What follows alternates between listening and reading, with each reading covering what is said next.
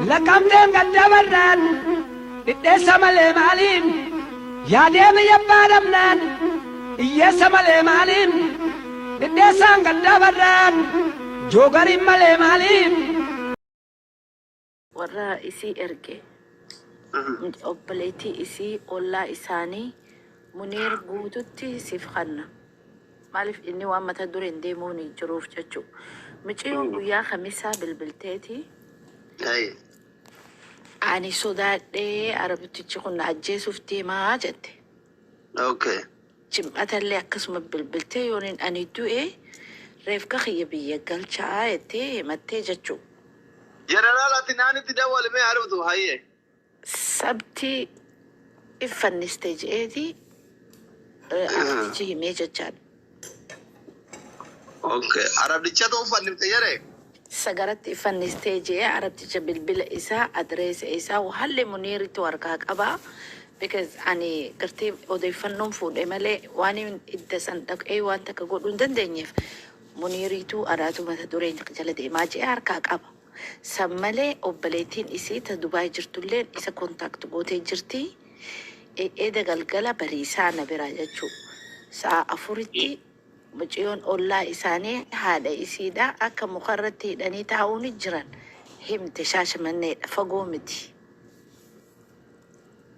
no ani ke yo bari shasha manne dalat ku shasha manne tawo sanin beka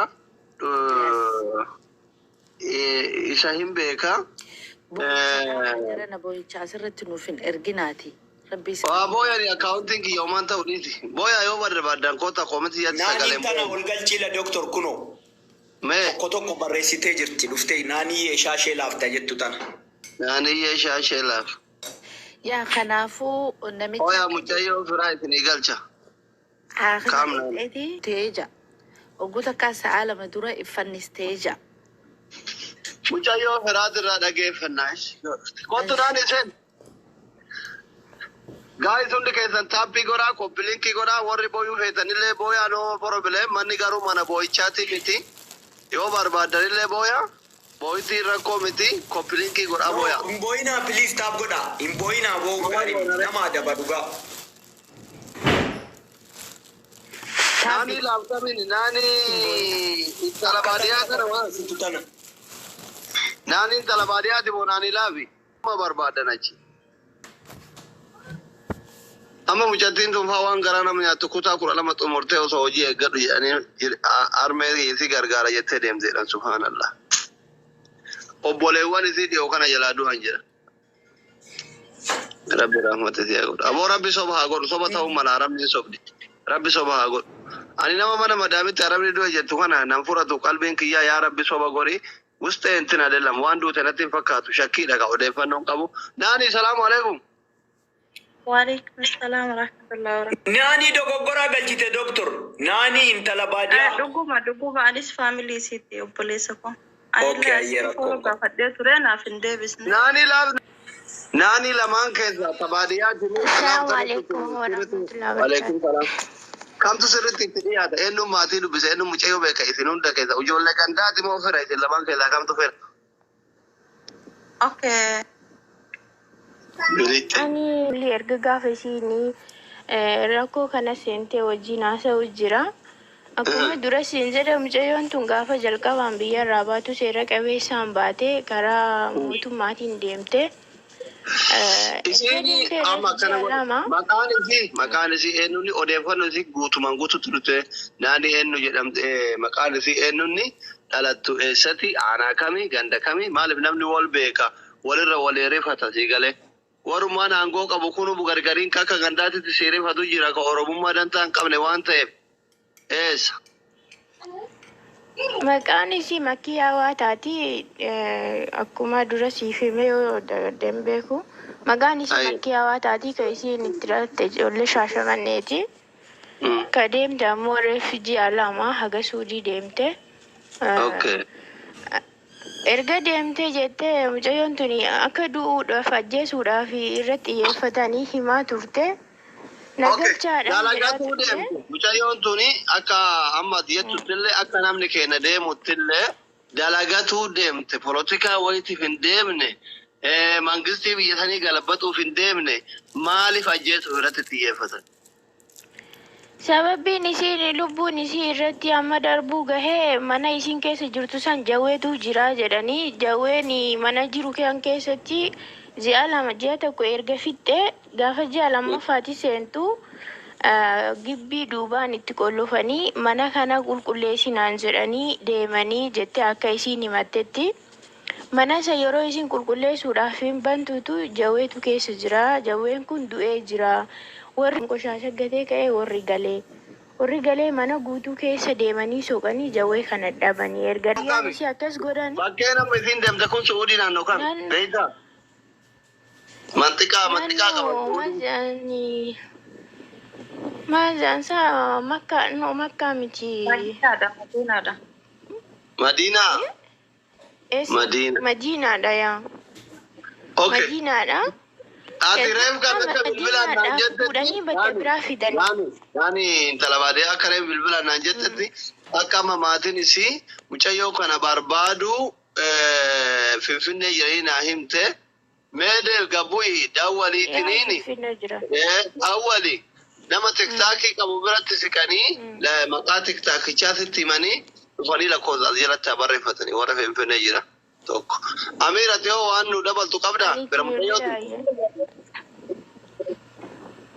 Assalamu alaikum warahmatullahi wabarakatuh. Jirtu hundi keessanii yoo asli galatoomii dhimma kana irraa jalqaba jaliin dhalatte siriyaasii irras maatiidha kan jedhan irraas yaada tokko furataa turre kanuma irraa si ibsa jedhee tan dhufe anis akkuma tasaa dhufee si arge na seensiisiin jedhee jechaadha malee ani dhalataa ganda sanaa miti ani dhalataa jimmaati garuu kanarraa dubbataa turre waliin haasaa turre ijoolleen talaama siin haasoftus kanas keessa jiran keessaas irraa dubbataa turre jechuudha. Akka dubbichi nu qaqqabetti mana sana keessa ofo horsiifamu jira jedhani. Amma Amiir akkasii mitidha akkas miti ani ka barbaadu akkas miti irraa dubbachuu osoo hin taane anamma argee ture kalee mana Muniirittis argee Muniir edagizee hanga inni taphatu sa'a dheeraa koomenttii kiyya jalatti barreessaa ture illee kanaafi san miti anamma jeesti mucayyoo tana qabatamatti mantiqaa isin jirtu naannoo isin jirtu.